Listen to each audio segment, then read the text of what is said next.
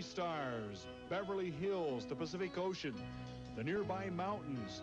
It's all Los Angeles, the second largest city in the United States and arguably one of the most glamorous cities in the world.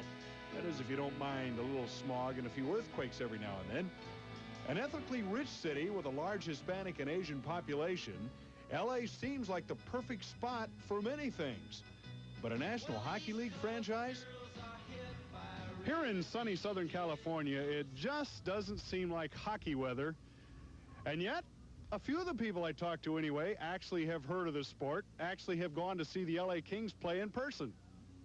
You go to the Kings games? Yeah, I love the Kings games. Really? Who do you like? Who's your favorite player? Do you have Marcel Dion. First, when I was 10 or 11 years old, it was the old LA Blades, and I really liked it, and I've wondered a lot since then why I haven't gone to more. And I went to a Kings game last year to see Wayne Gretzky, but I think those are the only two I've ever been to in my life. While support for the Kings is growing, there are obviously still many people who haven't gotten the word. It's not a real big priority in your life in hockey. Well, it could be. First of all, have you ever heard of the Los Angeles Kings? No. Not really. Not really, no. Have you ever been to a LA Kings game? No, I don't follow it only on the TV, but whenever it's on the TV, that's all. Have you ever heard of Wayne Gretzky? Yes. You've heard of him? Yes. How about Gilles Perreault? No, haven't heard of him. No. Yeah. You know who Scotty Bowman is? No. No? I should know, but I don't. I don't like hockey. Realizing there's just so much a guy can do in the face of such terrible odds, I mean, people would probably like hockey if they just knew more about it. It's not easy spreading the word, but then somebody's got to do it. I wish they all could be California. I wish they all could be California. In the background is the fabulous Forum here in Englewood, California. Just a beautiful piece of architecture.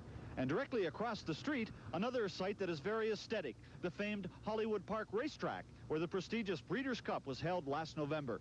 Now, if you're wondering where downtown Los Angeles is from here, well, it's due east, which is that way, about 12 miles. And if we left here right now, allowing for traffic, we could probably be there in about an hour. The Forum was built in 1967 by Jack Kent Cooke. And the present owner of the Los Angeles Kings and Lakers, Jerry Buss, purchased it in 1979. And let's go inside and look around.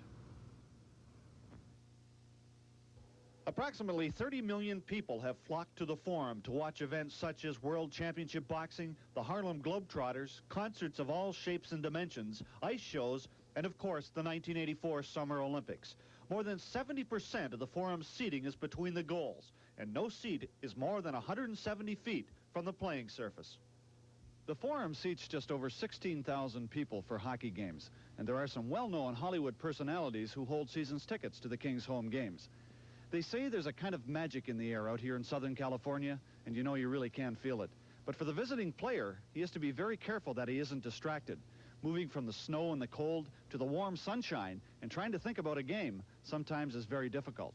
The player also has to cope with a time change, and his body, which has become accustomed to a certain schedule, is suddenly subjected to an alien change. And sometimes it shows, especially late in the game.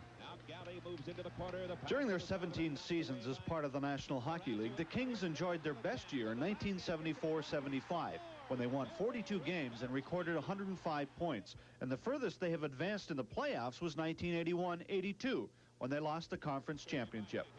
Our intermission will continue from the Forum in Los Angeles right after these messages.